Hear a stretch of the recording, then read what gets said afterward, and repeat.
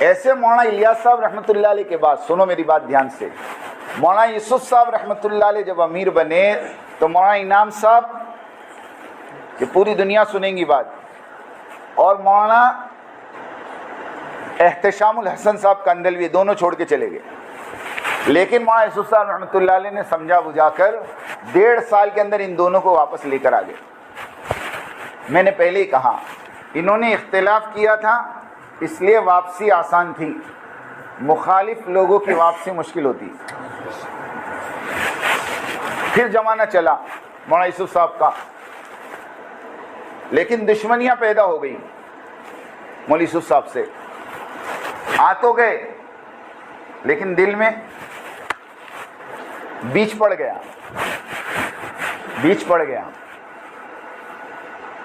اور پھر 1965 2 اپریل بلال پارک مسجد لاہور، حضرت مولانا یوسف صاحب رحمۃ اللہ علیہ نے فجر کے بعد کا بیان کیا. اور بیان سے پہلے یا بیان کے بعد ایک ناشتہ ہوا تھا. اب وہ ناشتے میں کیا تھا اللہ جانے، ورنہ 48 سال کی عمر میں آدمی اتنا جلدی نہیں جاتا جو پوری دنیا میں سفر کر رہا ہو. شکوک شبہات ہیں، کیونکہ جیسے مولوی یوسف صاحب کا انتقال ہوا فوراً پڑوس والوں نے دفن کی تیاری کر لی، قبر کھود دی کہ ان کو یہیں دفن کر دو، یہ باہر بات نہیں جانی چاہیے. وہ تو اللہ جزائے خیر دے مولانا زکریا صاحب کو، انہوں نے ضد کر کے مولانا یوسف صاحب رحمۃ اللہ علیہ کی لاش کو انڈیا بلوایا کہ نہیں یہ تو نظام الدین دفن ہوں گے، ورنہ کیا چکر تھا وہ اللہ جانے. لیکن بیج وہیں پڑ گیا تھا. پھر مولانا یوسف صاحب رحمۃ اللہ علیہ کا جب انتقال ہوا تو مولانا زکریا صاحب رحمۃ اللہ علیہ نے مولانا انعام صاحب کو امیر بنا دیا. مولانا انعام صاحب، بعضوں نے کہا کہ مولانا انعام صاحب کو امیر نہیں بنایا تھا، امین بنایا تھا، اور یوں کہا تھا کہ مولوی ہارون چھوٹے ہیں، یہ جب بڑے ہو جائیں تو امانت ان کے حوالے کر دینا. لیکن تقدیر کی بات ہے کہ مولوی ہارون صاحب بڑے ہی نہیں ہوئے یا بڑے ہونے نہیں دیا گیا. دونوں باتیں میں بہت باریکی بات کر رہا اور میرے پاس سب پروف ہے. کیونکہ جس دن مولوی ہارون صاحب کا انتقال ہوا مولانا یوسف صاحب کے لڑکے کا 1972 میں، تو اس وقت کا ایک واقعہ مفتی یوسف موطالعہ صاحب جن کا بھی انتقال ہوا انگلینڈ میں، ان کی آڈیو یوٹیوب پہ موجود ہے. انہوں نے کہا مولوی یوسف موطالعہ نے کہ میں 1972 میں مولانا زکریا صاحب کی خدمت میں تھا اور مولانا زکریا صاحب کے خطوط پڑھا کرتا تھا اور مولانا زکریا صاحب مجھ سے خطوط کے جوابات لکھوایا کرتے تھے. جب مولوی ہارون صاحب کا انتقال ہو گیا تو مولوی سعد صاحب کی والدہ نے، مولوی اظہار صاحب کی لڑکی نے مولانا زکریا صاحب کو خط لکھا. مولوی یوسف موطالعہ خود کہہ رہے ہیں وہ خط پڑھنے والا میں ہوں، میں نے اس خط کو پڑھا ہے اور اس خط میں لکھا تھا حضرت ایک بات آپ سے کہنی ہے، آپ تو بہت بڑے اللہ والے ہیں، آپ جانتے ہوں گے کہ میرے شوہر کو کس نے زہر دیا، آپ مجھے اس کا نام بتائیں تاکہ جب تک میں دنیا میں زندہ رہوں اس کو بدعا دیتی رہوں. یہ مولوی صاحب کی والدہ کا خط تھا. مولوی یوسف موطالعہ کہتے ہیں مولوی زکریا نے مجھے بلایا اور مجھ سے کہا اس کا جواب لکھو، اور جواب میں مولوی زکریا صاحب نے خط لکھا، میری بچی میں جانتا ہوں تیرے شوہر کو کس نے زہر دیا، لیکن میں اس کا نام نہیں بتاؤں گا، اور میں تجھ سے بھی کہوں گا اللہ سے دعا کر اللہ تیرے شوہر کی مغفرت کرے، جنت الفردوس میں جگہ عطا فرمائے، اور اس کا بہترین بدلہ تجھے تیری اولاد کی شکل میں دے. یہ مولوی زکریا صاحب کے خط تھے. لیکن جب مولانا انعام صاحب امیر بنے، بیچ میں بات رہ گئی، تب بھی اختلاف ہوا. اس وقت اختلاف کرنے والے کون تھے پتہ ہے؟ مولانا رحمت اللہ میرٹھی، جو مولوی یوسف صاحب رحمۃ اللہ علیہ جب سفر میں ہوتے تھے تو فجر کا بیان نظام الدین کا مولوی رحمت اللہ میرٹھی کرتے تھے. یہ آدمی وہ تھا جس کے بیانات پر لوگ دھاڑے مارتے تھے. اب ان کو یہ تھا کہ مولانا یوسف کے جگہ پر بیان تو میں ہی کرتا ہوں, ان کے بعد یہ کرسی تو میری ہے. نہیں سمجھے آپ؟ اب پہلے سے کرسی کا شوق ہو تو. ابھی رستے میں ہم قصہ سن رہے تھے, ایک آدمی کسی بزرگ کے پاس گیا, بیعت ہوا, ان کے ساتھ رہنے لگا, اور چند مہینوں کے بعد کہا حضرت کچھ تربیت نہیں ہو رہی. کیا کہا؟ حضرت کچھ تربیت نہیں ہو رہی, کچھ فائدہ نہیں ہو رہا آپ کے پاس رہنے کا. کہا کیوں؟ کیا نیت لے کر آئے تھے؟ کہا میں تو آپ کے پاس آپ جیسا بننے آیا تھا. تو کہا پہلے دن سے کرسی کا شوق ہے تو کیا ملے گا؟ پہلے دن سے پیر بننے کی تمنا ہے.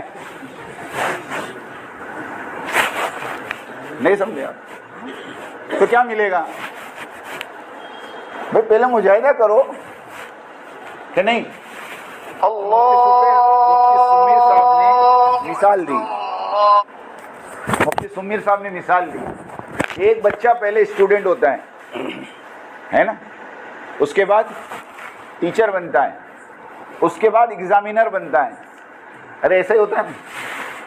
بولے یہاں تو پہلے دن سے ایگزامینر بن جاتے ہیں. امیر صاحب کو 10 نمبر, فلاں کو 5 نمبر, فلاں کو 2 نمبر. پہلے دن سے فیصلہ کرتا, اس میں کچھ لینے کا نہیں, اس میں کچھ لینے کا نہیں, اس میں کچھ لینے کا نہیں. حضرت مولانا صاحب فرماتے ہیں جو اپنے ساتھیوں کے بارے میں یوں کہوے کہ اس کا میرے یہاں کوئی مقام نہیں, قسم خدا کی اس کا خود اللہ کے یہاں کوئی مقام نہیں. جو یوں کہوے اپنے ساتھیوں کے بارے میں کہ اس کو میں نہیں مانتا, تو کہتے اس کو اللہ نہیں مانتا. سیدھی بات ہے. ہاں, تو پہلے دن سے جذبہ یہ تھا کہ مولانا یوسف کے بعد میں امیر بنوں, اور جب امارت نہیں ملی تو چھوڑ کے چلے گئے. مفتی مولانا عبداللہ جھانجی صاحب, مولانا سلیمان جھانجی صاحب کے لڑکے نے مجھے بتایا, حافظ صاحب میں نے اپنی آنکھوں سے دیکھا ہے نظام الدین کے سامنے سے گزرتے تھے, سیڑھیوں پہ تھوک کے جاتے تھے. یہ بھی چھوڑ کے گئے, اور ان کے ساتھ 40 آدمی نکلے ہیں. لیکن قسم خدا کی کھا کے کہتا ہوں, پوری تبلیغ کی 100 سال کی تاریخ میں چھوڑنے والے تو بہت ملیں گے, لیکن چھوڑنے کے بعد مورچہ کھڑا کرنے والے ان کے سوا کوئی نہیں. یہ بات ہے. اس لیے یاد رکھو میرے دوستو, کام نبیوں کا ہے اور کام صحابہ کی سیرت پہ ہوتا ہے. ہاں, جب یہ اختلاف کر کے باہر نکلے تو ان کو 2 باتیں پیش کی گئی تھی. میں آپ کو بات بتاؤں اندر کی, 2 باتیں پیش کی گئی, اور دونوں باتیں سیرت سے تھیں. جیسے ابھی ہمارے دستگیر بھائی نے بتایا کہ حضرت نے ایک واقعہ یہ سنایا کہ دیکھو حضرت سعد ابن عبادہ رضی اللہ تعالیٰ عنہ اللہ کے نبی کی دنیا سے جانے کے بعد انصار کے امیر بننا چاہتے تھے, اور سارے انصاروں کو جمع بھی کر لیا تھا کہ میرے ہاتھ پہ بیعت کر لو. لیکن حضرت عمر نے کہا کہ نہیں, امیر تو ایک ہی ہوگا اور وہ ابو بکر ہوگی. یہ نہیں ہو سکتا کہ مہاجرین کا امیر ابو بکر ہو, انصار کا امیر سعد بن عبادہ ہو. یہ نہیں ہو سکتا. یوں کہہ کر سارے انصاروں کو سمجھا کر ابو بکر کے ہاتھ پہ بیعت کروائی. لیکن سعد بن عبادہ رضی اللہ تعالیٰ عنہ نے یوں کہا کہ میں بیعت نہیں کروں گا. حضرت ابو بکر نے کہا کوئی بات نہیں, آپ بیعت مت کرو, لیکن رہو ہمارے ساتھ, رہو ہمارے ساتھ. سعد ابن عبادہ رضی اللہ تعالیٰ عنہ نے 2.5 سال تک بیعت نہیں کی. سنو, 2.5 سال تک. لیکن حضرت فرماتے ہیں ابو بکر رضی اللہ تعالیٰ عنہ کا کوئی مشورہ نہیں چھوڑا, مسجد نبوی کی نماز نہیں چھوڑی, اور مدینہ شہر نہیں چھوڑا. اب میں آپ کو واقعہ بتا رہا ہوں, تو کیا سیرت کا واقعہ یہ نہیں جانتے؟ ارے جانتے کہ نہیں جانتے؟ اختلاف کیا ہے لیکن حدود میں رہ کر. حضرت نے فرمایا تمہیں مجھ سے اختلاف ہے, کوئی بات نہیں, مجھ سے اختلاف کرو, مگر یہاں سے مت جاؤ. ایک آدمی سیدھے سادے لباس میں شرٹ پینٹ میں آیا میرے پاس, بیٹھ کے بات کرنے لگا. مجھے نہیں معلوم کہ یہ ایک مخصوص قوم کا ہے, وہ میں نہیں بتاتا, مجھے بالکل اندازہ نہیں تھا. اور میں نے اس کے سامنے ایک دم سے کہہ دیا، میں نے کہا اپنے والے تو بریلوی سے گئے گزرے نکلے. تو ایک دم مجھے دیکھنے لگا، کیا کہہ رہے ہو آپ؟ میں کہا ہاں، اپنے والے تو بریلوی سے بھی گئے گزرے نکلے. کہا کیا مطلب؟ میں نے کہا دیکھو نا، بریلوی والوں نے مکہ اور مدینے کے امام کو تو جھٹلایا مگر مکہ مدینہ جانا نہیں چھوڑا. سمجھ میں؟ ارے سمجھ میں آئی؟ اختلاف امام سے ہے، ہم نماز نہیں پڑھیں گے لیکن مکہ مدینہ جانا. تو جب مرکز نظام الدین کے امام سے اختلاف ہے تو مرکز کیوں چھوڑو؟ ایک صاحب کہہ رہے تھے ہم تو اکابرین ثلاثہ کے ماننے والے ہیں. میں نے کہا اکابرین ثلاثہ کی قبر پر فاتحہ پڑھنے سے بھی محروم ہیں کہ قبر بھی اندر ہے. قبر بھی کہاں ہے؟ ارے اکابرین ثلاثہ کی قبر کہاں ہے؟ اکابرین ثلاثہ کے ماننے والے قبر پہ فاتحہ پڑھنے سے محروم ہے. بولو دنیا کیا تماشا دیکھ رہی؟ تھوڑی سی عقل ہو تو آدمی کھول دے. سمجھنے کی بات ہے دوست. تو ایک بات تو سعد ابن عبادہ کی سنائی، اور دوسری بات حضرت نے فرمائی کہ حضرت ابو ذر غفاری رضی اللہ تعالیٰ عنہ کو حضرت عثمان غنی سے اختلاف تھا اور بہت لڑائی ہوتی تھی، مشوروں میں جھگڑوں پر جھگڑے، کیونکہ ابو ذر غفاری شدت پسند آدمی، وہ ذرا بھی چلنے نہیں دیتے تھے. نہیں سمجھے؟ کسی نے ان کو کہا کسی کے پاس 20 دینار ہو تو کتنی زکوٰۃ دینے کا؟ حضرت ابو ذر نے کہا 20.5 دینار. کتنے دینے کا؟ تو 20.5 دینار ہی 20 ہے تو کہ وہ 20 کیوں جمع کیا؟ 15 دینار اوپر دینے کا جمع کیوں کیا؟ اس کی سزا بولے. اب ایسا مزاج کا آدمی، اور حضرت عثمان غنی کے زمانے میں مال آ رہا ہے تو مسجد کی نوعیت بدل گئی، مسجد کے اندر نقش و نگار ہو گئے. تو ابو ذر غفاری کو اختلاف ہوا، ابو ذر غفاری کو اختلاف ہوا تو حضرت عثمان غنی رضی اللہ تعالیٰ عنہ نے سارے صحابہ سے مشورہ کیا کہ بھئی اس کا کوئی حل نکالو، یہ روز کے جھگڑے، اور ایک حل تو نکالنا چاہیے نا.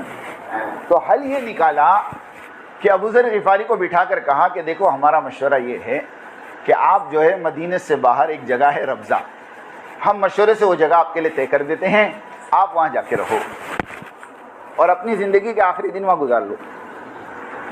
تو ابو ذر چونکہ مخلص تھے نا اور اختلاف تھا، مخالفت نہیں تھی، تو اپنے امیر کی اطاعت کی اور جا کر ربضہ رہنے لگے. آپ لوگ کئی واقعات ربضہ کی پڑھے ہوں گے. وہ واقعہ پڑھا ہوگا کہ ایک غلام رکھا انہوں نے اور پھر وہ اونٹ دوسرا لے کر آیا، ہے نا؟ ارے پڑھا کہ نہیں فضائل اعمال میں؟ اور وہ واقعہ بھی پڑھا ہوگا کہ جب انتقال کا وقت قریب آیا تو اپنی بیوی کو کہا کھانا پکاؤ، تو کہا کس کے لیے؟ کہا ایک جماعت آئے گی جو مجھے دفن کرے گی. تو وہ جنگل میں رہتے تھے، اختلاف تھا ان کو. تو حضرت نے فرمایا کہ اگر تمہیں اختلاف ہے تو تم ہمارے پاس آؤ، ہم مشورے سے کوئی جگہ آپ کے لیے طے کر دیں، آپ وہاں رہ جائیں. ارے بولو سیرت کا فیصلہ تھا نا. اب اتنی بڑی بات سمجھ میں نہیں آ رہی. اب لوگ مجھے کہتے ہیں کہ تم کو زیادہ سمجھ میں آتا ہے کہ ان کو. میں نے کہا ایک بات بول، سیدھی سیدھی بات بول. ایک عالم شیخ الحدیث وہ کعبۃ اللہ کی طرف بیٹھ کے پیشاب کرے اور میرے جیسا جاہل اس کو کہے حضرت قبلہ ہے، تو تیرے جیسا کوئی جاہل وہاں کھڑا ہو کہ تیکو زیادہ سمجھ پڑتی کہ شیخ الحدیث کو، یہ بات تو ہم کو بھی سمجھ پڑتی. ارے اتنی تو ہم کو بھی عقل ہے نا بھائی. ہم یہ نہیں کہہ رہے اختلاف غلط ہے، ہم کہہ رہے ہیں اختلاف کے بعد جو طریقہ ہے وہ غلط ہے. یہ طریقہ نہیں ہوتا اختلاف کا، ورنہ صحابہ میں اختلاف اس سے بڑے ملیں گے. ہاں، امام ابو حنیفہ اور امام شافعی کی نماز میں 4 رکعت میں سننا کان کھول کے، فضائل اعمال میں لکھا ہے، میں نہیں بولتا، 4 رکعت میں 200 مسئلے اختلاف والے ملیں گے تمہارے کو. تم تو خالی رفع دین جانتے ہو، آمین بالجہر جانتے ہو، 200 مسئلے. امام حنیفہ رحمۃ اللہ علیہ کہتے ہیں امام کے پیچھے سورہ فاتحہ پڑھنی پڑے گی، اور امام شافعی کہتے ہیں فاتحہ پڑھنا حرام ہے، نہیں پڑھ سکتے آپ.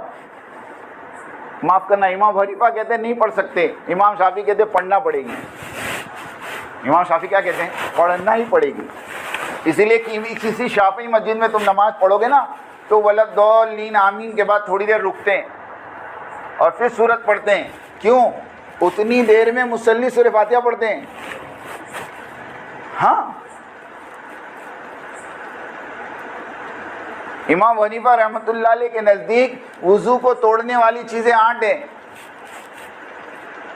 وضو کو توڑنے والی چیزیں 8 ہیں. اور امام شافعی رحمۃ اللہ علیہ کے نزدیک بیوی کو ہاتھ لگا تو بھی وضو ٹوٹ جائے گا. ہاں، قرآن سے ثابت کیا انہوں نے، اولا مستم النساء، اولا مستم النساء، اسے ثابت کیا انہوں نے.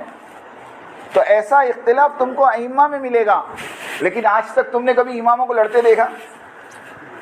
ارے بولو، کبھی مسجد سے نکالتے دیکھا؟ ارے بولو، یہ سنت صرف انہوں نے زندہ کری. ہاں، کوئی اختلاف نہیں. امام شافعی رحمۃ اللہ علیہ امام ابو حنیفہ رحمۃ اللہ علیہ کی قبر پر گئے اور وہاں جا کر نماز پڑھی اور نماز میں رفع دین نہیں کیا. مریدوں نے کہا حضرت آپ تو رفع دین کے قائل ہیں. اور ابھی جو شیخ یونس جونپوری جو مظاہر العلوم کے شیخ الحدیث ہے نا، ان کا جملہ میں نے اپنے کانوں سے آڈیو میں سنا.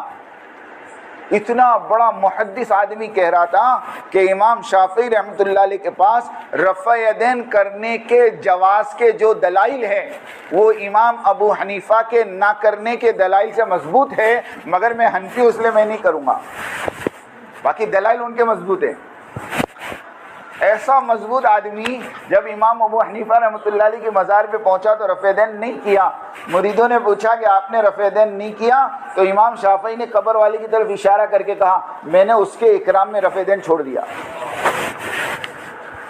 ہاں، اختلاف کی جگہ پر دوستو حدود اختلاف کتاب مولانا زکریا صاحب کی پڑھو. حدود اختلاف ملتی بھی نہیں اب مارکیٹ میں، غائب ہو گئی جب سے اختلاف ہوا. ہاں، وہ ٹونڈا نہیں ملتی ہو، وہ پڑھو اختلاف کی حدیں کیا ہوتی ہیں. میں ایک مرتبہ مشورے میں بیٹھا تھا تو ایک اللہ والے یوں کہہ رہے تھے دیکھو اختلاف میں پڑھ کر اللہ کے سامنے مجرم بن کر حاضر مت ہو بلکہ مظلوم بن کر حاضر ہو. کئی زبان سے ایسے جملے مت نکالو کہ تم مجرم بن جاؤ. ہاں، اس لیے ہم کہتے ہیں اختلاف کرو لیکن حدود میں رہ کر کرو. کل کو واپس آنا پڑے تو دروازے کھلے رہے.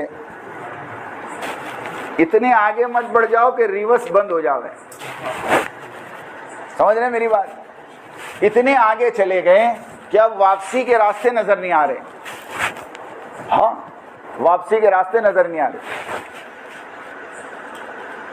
ابھی میرے پاس ایک آڈیو آئی، کسی نے محمد لاٹ صاحب سے کہا آپ نظام الدین واپس چلے جاؤ، تو کہہ رہے واپس چلے جاؤ واپس چلے جاؤ، سر پھڑوانے جاوے، جان کا خطرہ ہے ہمارا. تو حضرت مولانا سعد صاحب نے کہا کہ مولانا یوسف صاحب رحمۃ اللہ علیہ کو 1947 میں یوں ہی کہا تھا کہ جب دیش بٹا تھا، کہا آپ پاکستان چلے جاؤ، نظام الدین میں آپ کی جان کو خطرہ ہے. تو مولانا یوسف صاحب رحمۃ اللہ علیہ نے کہا تھا کہ جان سے زیادہ مرکز بچانا فرض ہے. کیا بچانا فرض ہے؟ اور اب کیا کہہ رہے لوگ؟ جان بچانا فرض ہے. تو پوچھو جان بچانا فرض ہے مرکز بچانا فرض ہے؟ اس کے لیے میرے دوستوں میں یہ ساری باتیں اس لیے نہیں کر رہا بلکہ میں تو آپ لوگوں کو صرف اطمینان دلانا چاہتا ہوں کہ اللہ کا روزانہ 2 رکعت پڑھ کر شکریہ ادا کریں کہ اللہ پاک نے ہمیں بہت صحیح جگہ پر اور بہت صحیح امیر کی عمارت میں کام کرنے کی اللہ نے توفیق. سچی کہتا ہوں، ایسا آدمی زندگی میں نے کبھی نہیں دیکھا بلکہ دنیا نے نہیں دیکھا. ہمارے بمبئی کے ایک ذمہ دار کہہ رہے تھے میں 15 دن کینیڈا ساتھ میرا حضرت کے علاج کے لیے 15 دن 24 گھنٹے میں نے حضرت کے دیکھے. حضرت صرف نماز کے ٹائم پہ نماز، ورنہ منتخب حیات الصحابہ، منتخب حیات الصحابہ، بس اس کے علاوہ کوئی عمل ہی نہیں ان کے پاس. نہ کسی کی غیبت سنتے ہیں نہ کسی کی غیبت کرتے ہیں. سچی کہتا ہوں، نہ کسی کی غیبت کرو نہ کسی کی غیبت سنو. اس کے لیے اللہ کے واسطے دوستو اس کام کی قدر کرو، اپنے امیر کی قدر کرو، اپنے مرکز کی قدر کرو، جتنا کہا جا رہا اتنا کرو، جیسا کہا جا رہا ویسا کرو، یہ سیرت سے ملے گا آپ کو۔ حضرت حذیفہ کو کہا جاؤ کافروں کے اندر جاسوسی کر کے آؤ، وہ گئے اور دیکھا ابو سفیان تاپ رہا ہے، نکالا تیر اور بٹھایا، اچانک آواز آئی یا دل میں خیال آیا کہ اللہ کے نبی نے یوں کہا کہ حرکت مت کرنا، واپس رکھ دیا۔ لوگوں کو شک ہو گیا کہ ہمارے اندر کوئی جاسوس ہے، سب اپنا اپنا ہاتھ پکڑ لو، تو انہوں نے بازو والے کا ہاتھ پکڑ لے، تو کون؟ ارے بولے میرے کو نہیں پہچانتا، ان کو کوئی پوچھے اس سے پہلے دوسرے کو پوچھے۔ اور پھر واپس آئے تو راستے میں فرشتے ملے، کہا تمہارے سردار کو کہنا دشمنوں کا انتظام ہو گیا۔ علماء لکھتے ہیں کہ یہ کام کا اصول ہے، جتنا کہوے اتنا کرو، جیسا کہوے ہاں۔ حضرت مولانا انعام صاحب رحمۃ اللہ علیہ کے خادم تھے مولانا احمد لاٹ صاحب۔ ایک مرتبہ مولانا احمد لاٹ صاحب کو یوں کہا جاؤ اوپر دیکھ کر آؤ مولانا عمر صاحب کیا کر رہے ہیں۔ خود مولانا احمد لاٹ صاحب نے قصہ سنایا۔ تو مولانا احمد لاٹ صاحب اوپر گئے، دروازہ کھٹکھٹایا تو دروازہ کھلا تھا۔ مولانا عمر صاحب نے کہا اندر آ جاؤ، کون؟ مولانا کہتے میں دروازہ کھل کے اندر گیا تو میں نے دیکھا مولانا عمر صاحب قرآن پڑھ رہے ہیں۔ اب میں نے وہاں کھڑے کھڑے سوچا کہ حضرت نے دیکھنے بھیجا ہے، کچھ کام تو ہوگا کہ نہیں ہوگا۔ تو کہا میں نے ایک دم سے مولانا عمر صاحب سے کہا حضرت بلا رہے ہیں، حضرت جی بلا رہے ہیں۔ مولانا عمر صاحب نے اپنا قرآن بند کیا اور مولانا احمد لاٹ صاحب کا ہاتھ پکڑ کے نیچے آ گئے اور نیچے کمرے میں گئے۔ جب کمرے میں گئے اور مولانا انعام صاحب سے کہا حضرت فرمائیے کچھ کام تھا آپ نے بلایا؟ کہا میں نے تو نہیں بلایا۔ کہا آپ نے نہیں بلایا؟ ہاں میں نے تو نہیں بلایا۔ کون آیا تھا آپ کے پاس؟ تو کہا وہ احمد لاٹ تھے، وہ کہہ رہے آپ نے بلایا۔ کہا اچھا احمد لاٹ بلایا آپ کو، ایک کام کرو آپ جاؤ احمد لاٹ کو اندر بھیجو۔ جب وہ ایک دم کم عمر تھی مولانا کی، 1965 کی بات، فارغ ہو کر آئے تھے 1962 میں، تو مولانا احمد لاٹ صاحب کو اندر بلایا اور حضرت نے اپنے سامنے بٹھا کر کہا مولوی صاحب تبلیغ کا اصول یاد رکھو، جتنا کہے اتنا کرو، جیسا کہے ویسا کرو۔ تم کو کہا دیکھ کر آؤ تو دیکھ کے آنے کا، بلانے کس نے بولا؟ بلانا ہوتا پھر میں بھیجتا۔ اپنے دماغ کے گھوڑے مت دوڑاؤ۔ سنو اس وقت نظام الدین سے جو بات کہی جا رہی وہ کرو تو تمہاری ترقی ہے، اس سے ہٹ کر ترقی ہو ہی نہیں سکتی، اس سے ہٹ کر ترقی ہو ہی نہیں سکتی۔ ہاں لوگ تم کو گمراہ کریں گے، یہ نہج نہیں ہے وہ نہج نہیں ہے۔ میاں جی محراب صاحب رحمۃ اللہ علیہ کا جملہ ان کو سناؤ جو تم کو کہوے نا نہج نہیں ہے، اس کو میاں جی محراب صاحب کا جملہ سناؤ۔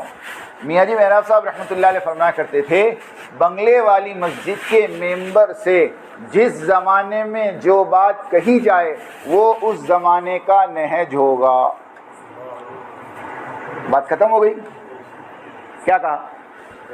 بنگلے والی مسجد کی مرکز سے جس زمانے میں جو اصول بتایا جاوے وہ اس زمانے کا نہج ہوگا۔ اس زمانے کا نہج یہ ہے، نہیں سمجھا کہ مسجد کی آبادی اور ایک دن فضائل اور ایک دن منتخب کی تعلیم، گھروں کے اندر قرآن کے حلقے، اس میں ہمیں کوئی اختلاف نہیں ہونا چاہیے۔ یہ سب عہد کرو انشاءاللہ کریں گے، کریں گے سب، اس میں کوئی اختلاف نہیں ہم۔ ہاں ایک صاحب نے مجھے کہہ رہے تھے وہ ایک ہی کتاب تھی اچھی خاصی، یہ دوسری کتاب شروع کر دی، کتنا انتشار ہے نا دنیا میں۔ میں نے کہا ٹھیک ہے، آپ کو کس نے کہا ایک تھی؟ تو کہ ایک ہی تو تھی۔ میں نے کہا ایک تھوڑی تھی، حضرت مولانا الیاس صاحب رحمۃ اللہ علیہ کے زمانے میں 5 کتاب تھی۔ کہ ہاں 5 تھی؟ میں کہا ہاں 5 تھی۔ کون سی؟ میں کہا سن، ایک حکایت صحابہ تھی، ایک فضائل نماز تھی، ایک فضائل تبلیغ تھی، ایک فضائل ذکر تھا اور ایک فضائل قرآن تھا۔ کتنی کتاب ہوئی؟ 5 تھی نا۔ اس کے بعد فضائل صدقات کب لکھی گئی میں دلیل دوں۔ فضائل صدقات کا آخری صفحہ جہاں فضائل صدقات ختم ہوتی ہے نا، اس پہ لکھا ہے الحمدللہ یہ کتاب سن 1949 میں پوری ہوئی۔ 1949 میں فضائل صدقات اور فضائل حج لکھی گئی. اب مولانا الیاس صاحب کا انتقال تو 44 میں ہو گیا تھا. 44 میں ہو گیا تھا نا. کتاب کب لکھی؟ 5 سال کے.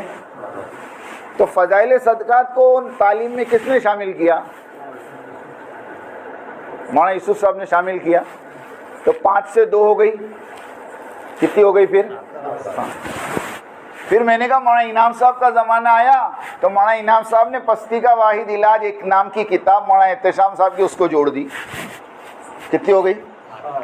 اب مولانا الیاس کے زمانے میں 5, مولوی یوسف صاحب کے زمانے میں 7, مولوی انعام صاحب کے زمانے میں 8. ہر زمانے میں ایک ایک بڑی نا. تو ابھی بڑی تو تمہارے پیٹ میں کائے کو دکھا؟ بولو تو ایک کا نا. تو میں کہا میں 7 میں بائنڈنگ کر دیتا. منتخب بھی فضائل عمل اتنی موٹی ہوتی. ایک پڑھو نا, 2 کائے کو پڑھتے. تو تم 7 کتاب 7 میں بائنڈنگ کرو. دنیا کو ایک کتاب ایک. ہم کیا بے وقوف ہے؟ میں نے میری آنکھوں سے 1995 میں اور 94 میں جب میرا شروع کا وقت تھا, ہمارے والد صاحب کے پاس تبلیغی نصاب کر کے کتاب دیکھی. فضائل اعمال کے الگ رسالے ہوتے تھے, فضائل ذکر کے الگ ہوتے تھے کہ نہیں. اس زمانے میں 2 روپے کے ملتے تھے, 1.5 روپے کا, 2 روپے کا. یہ تو زبردستی کی ایک بات ہے. بغیر مشورے کے مجھے یہ بتاؤ مشورے کا اصول کیا؟ کہ مشورے کا اصول یہ ہے کہ آپ مشورے میں بیٹھ کے رائے دے دو, اور رائے دینے کے بعد امیر اگر تمہاری رائے کے خلاف فیصلہ کر دے تو تمہارے ماننا کہ نہیں ماننا؟ اچھا امیر قلت رائے کثرت رائے کا پابند ہے کیا؟ ہاں, بلکہ میرے کو تو یہ اصول سکھایا گیا بچپن میں کہ تمہاری رائے پر فیصلہ ہو جائے تو ڈرو, اور تمہاری رائے پر فیصلہ نہ ہو تو خوش ہو جاؤ. ارے صحیح ہے کہ نہیں؟ اب مشورے میں بیٹھے ہیں, 4 آدمی نے کہا کتاب نہیں چلنی چاہیے اور 5 نے کہا چلنی چاہیے. اب امیر نے فیصلہ کر دیا کہ چلے گی. اب وہ 4 کہے نہیں ہم نے تو نہ بولا تھا, کہیں کو چلائے. ابھی باہر نکل کے کہے نہیں مشورے سے نہیں ہے, تو مشورے سے نہیں ہے. وہ خود ان کو پوچھو, قرآن پہ ہاتھ رکھ کے قسم کھا کے کہوے کہ کعبۃ اللہ کے اندر جب تم بیٹھے تھے اور منتخب کی جب بات آئی تھی اور باقاعدہ ظہر کے مشورے میں طے ہوا تھا کہ منتخب پڑھی جائے گی, اور آج منتخب کی بسم اللہ عصر کی نماز کے بعد حاجی عبدالوہاب صاحب کریں گے, یہ طے ہوا تھا. یہ اس سے پہلے کی میری بات میں ہے, لیکن ایک پوری پلاننگ کے ساتھ عصر کے بعد حاجی صاحب کو کعبۃ اللہ میں نہیں آنے دیا گیا. وہ نہیں آنے دینے والے کون تھے؟ آپ تحقیق کرو. پھر حضرت نظام الدین میں آ کر حضرت نے مشورہ کیا اور پھر بات رکھی کہ بھئی یہ چیز ہوئی ہے اور اس کو کیا کرنا. سارے نظام الدین کے اکابرین نے کہا ہونی چاہیے ان چند کے علاوہ, اور وہ چیز مشورے سے طے ہوئی. تب جا کر حضرت نے کھلے عام جو سب سے پہلا اعلان کیا 2006 کے مالیگاؤں کا اجتماع, آپ کو یاد ہو, اس میں اسٹیج کے اوپر سے حضرت نے کہا تھا کہ منتخب عمومی تعلیم میں پڑھی جائے گی, اور اس کے بعد 2006 سے لے کر 2012 یا 13 تک ہمارے گجرات میں مسجدوں میں پڑھی گئی ہے. پھر بعد میں ایک دم سے اعتراض آ گیا کہ بھئی اس میں فائدے نہیں ہیں, امت گمراہ ہو رہی. میں نے کہا کتنے گمراہ ہو گئے, لسٹ بھیجو میرے پاس. کون گمراہ ہوا؟ آپ مجھے بتاؤ, فضائل اعمال پر اعتراض اور اس کے جواب کتاب ہے کہ نہیں بولو. لیکن آج 20 سال 25 سال ہو گئے, 1995 سے پکڑو, آج کتنے ہوئے, 22 اور 5 27 سال میں منتخب احادیث پر اعتراض اور اس کے جواب کوئی کتاب چھپی گیا؟ ساری مستند حدیثیں, اور مستند حدیث پر غیر مستند حدیث کو ترجیح دینا. علماء سے پوچھو کیا ہے. آپ کے پاس ایک پکی حدیث ہے اور آپ کے پاس کمزور حدیث ہے, آپ کس کو لوگے؟ پکی حدیث کو لوگے. یہ تو جاہل بھی کہے گا نا. ابھی میں راجستھان میں تھا, میں نے یہی کہا, میں نے کہا بھائی اعتراض تو فضائل اعمال پہ ہوا ہے, اس میں کوئی شک کی بات تھوڑی ہے. اس کے لیے سب چیزوں سے باہر نکلو, یہ تو ہمارے ساتھیوں کا تقاضا ہے، میں اتنی تفصیل سے بول گئے آپ کے سامنے، ورنہ میری عادت نہیں، ورنہ میری عادت۔ سمجھ میں آئی بات؟ اس کے لیے اللہ کے واسطے اس سارے اختلافات کو چھوڑو۔ ہمارے امیر حضرت وہاں ساتھ صاحب ہیں، اور ہم شخصیت سے نہیں جڑے ہیں۔ سننا، مولانا الیاس صاحب رحمۃ اللہ علیہ امیر تھے، وہ ہمارے امیر تھے۔ مولانا انعام صاحب امیر تھے، وہ ہمارے امیر تھے۔ مولانا یوسف صاحب امیر تھے، وہ ہمارے امیر تھے۔ مولانا زبیر صاحب امیر تھے، وہ بھی ہمارے امیر تھے۔ اب مولانا سعد صاحب امیر ہے، وہ ہمارے امیر ہے، اور اس کے بعد جو امیر بنے گا وہ بھی ہمارا امیر ہوگا، مگر شرط ہے کہ نظام الدین سے جڑا ہو۔ جائے فاروق بھائی بنگلور بن جاوے امیر، ہم مان لیں گے، ہم کا نہ بول، ہم ماننے کو تیار ہے۔ لوگ کہتے ہیں ہمارے بڑے، ہمارے بڑے، میں نے کہا ہمارے بڑے تو نظام الدین سے جڑا وہ بڑا، باقی سب کو بزرگ مانیں گے، عالم مانیں گے، مفتی مانیں گے، اپنے سے بڑا تقوی والا مانیں گے، مگر بڑا نہیں مان سکتے، ہماری کچھ مجبوری ہے۔ ہمارے بڑے تو نظام الدین مانیں۔ سمجھ میں آئی بات؟ اور پھر کوئی اعتراض کرتا ہے کہ حضرت کو امیر کس نے بنایا؟ ایسا سوال ہے کہ جس کا کوئی ہاتھ پیر نہیں۔ پوری دنیا جانتی ہے، پوری دنیا جانتی ہے کہ جب حضرت مولانا انعام صاحب کا انتقال ہوا ہے تو 3 دن تک مشورہ ہوتا رہا بنگلے والی مسجد میں، اور وہ مشورہ امیر بنانے کا ہو رہا تھا۔ اب آپ کہو کہ نہیں جی وہ تو مولانا الیاس صاحب کہہ کر گئے تھے کام کو شورا کے حوالے کرو، تو پھر مولانا یوسف صاحب کو اور مولانا انعام صاحب کو امیر کائے کو بنائے؟ مولانا الیاس صاحب تو اپنے زمانے میں کہے ہوں گے نا کہ قبر میں سے آ کے بول کے گئے مولانا انعام صاحب کے انتقال کے بعد۔ ارے کب کہے ہوں گے وہ؟ اپنے زمانے میں کہے ہوں گے نا۔ اگر کوئی ملفوظ ہے بھی آپ کے پاس کہ میرے بعد یہ کام شورا کے ماتحتی میں چلے گا، تو مولوی الیاس صاحب جب کہہ رہے ہیں تو اس کے بعد پھر مولوی یوسف صاحب امیر کیسے بنے؟ آپ مولانا یوسف صاحب کو امیر مانتے ہو؟ مانتے۔ مولانا انعام صاحب کو امیر مانتے ہو؟ تو مولانا الیاس صاحب کہہ کے گئے تھے نا، وہی ان کی پکڑ ہو گئی، بات ایک دم بے بنیاد ہو گئی۔ مولانا انعام صاحب نے بھی جو شورا بنائی تھی، کام کو شورا کے حوالے نہیں کیا تھا، بلکہ یوں کہا تھا یہ شورا میرے بعد بیٹھ کر امیر بنا لیں۔ جیسے حضرت عمر رضی اللہ تعالیٰ عنہ کے انتقال کے وقت حضرت عمر نے ایک شورا بنائی تھی 6 آدمی کی، جس میں حضرت عثمان تھے، حضرت علی تھے، حضرت عبد الرحمن ابن عوف تھے، حضرت عبداللہ ابن عمر تھے، حضرت طلحہ تھے، حضرت زبیر تھے۔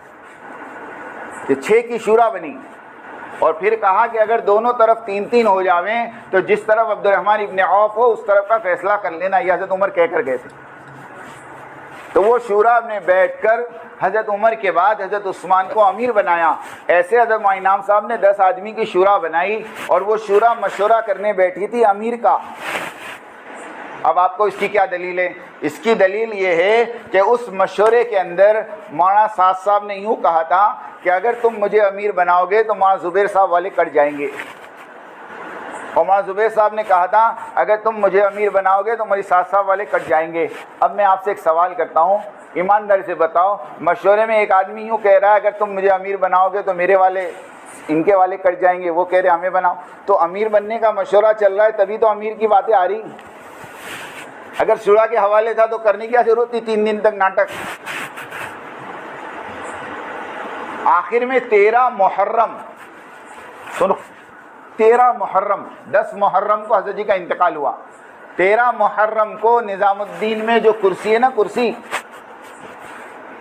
ہاں وہاں پر کھڑے ہو کر حضرت میاں جی مہراج صاحب رحمۃ اللہ علیہ کمرے میں سے نکلے اور آ کر کہا کہ ہماری ساری شورا کے مشورے سے اب یہ کام 3 لوگوں کے حوالے ہوا ہے، اور 3 لوگ اس کام کو لے کر چلیں گے۔ اس میں ایک مولانا اظہار صاحب، ایک مولانا انعام صاحب، مولانا زبیر صاحب اور ایک مولانا سعد صاحب، یہ تینوں کے حوالے کام ہو گیا۔ جب مولانا اظہار کا انتقال ہو گیا تو مولانا سعد اور مولانا زبیر صاحب کام لے کر چلتے رہے۔ اب مولانا زبیر صاحب کا انتقال ہو گیا تو کون بچا؟ بھائی مشتاق صاحب کہتے تھے غزوہ موطا کے اندر اللہ کے نبی نے کہا، کیا کہا معلوم؟ کیا کہا؟ زید بن حارثہ امیر ہوں گے، اور وہ شہید ہو جائیں تو جعفر ابن ابی طالب، اور وہ شہید ہو جائیں تو عبداللہ ابن رواحہ، اور وہ شہید ہو جائیں تو مسلمان جس کو چاہے امیر۔ جیسے وہاں 3 طے ہوئے نا، یہاں بھی 3 طے ہوئے. اور جیسے عبداللہ ابن رواحہ کے انتقال سے پہلے مسلمان امیر نہیں بنا سکتا. سمجھ گئے؟ اب آگے میں بولتا نہیں. ہو گئی بات صاحب؟ ایک دم سیدھی بات ہے. اور مجھے بتاؤ حضرت معاذ صاحب کے علاوہ کون ہے دنیا میں جس کو پوری دنیا امیر تسلیم کرے؟ لا کے دو چلو. ارے کوئی کو قبول کر سکتی ہے؟ آپ سوچو نا، اس خاندان کے علاوہ کوئی خاندان بیٹھ سکتا ہے کہ نہیں؟ اللہ نے ان کو ایک مقام دیا بھائی، وہ امت کو لے کے چل رہے، ہم ساتھ دیں ان کا. ورنہ میں بھی ایک سوال کر سکتا ہوں، حضرت علی کو کون امیر بنایا؟ لاؤ پوری دنیا میں میرے پاس جواب. کون سی شورا نے کون سے مشورے سے حضرت علی امیر بنے بھائی؟ ہاں پوچھو جا کر. کہ حضرت عثمان غنی رضی اللہ تعالیٰ کے زمانے میں سارا کام کاج حضرت علی سنبھالتے تھے، جب حضرت عثمان غنی کا انتقال ہو گیا تو ساری چیزوں پر حضرت علی نے کنٹرول کر کے امیر بن گئے. ہاں ایسا ہوا ہے. سمجھ میں آئی بات؟ یہ سب چھوڑو. اب یہ طے کرو کہ انشاءاللہ ہمیں موت تک اطاعت کے ساتھ مرکز کی اور مرکز کے امیر کی اطاعت کے ساتھ کام کرنا ہے. کون کون کرے گا؟ ذرا ہاتھ اٹھاؤ. انشاءاللہ سب کرے گا. ہاں جان دے دیں گے لیکن امیر کی اطاعت کو نہیں. یہ ہر زمانے کے مسلمانوں کا اصول ہے. اب وہ امیر جو کہہ رہا وہ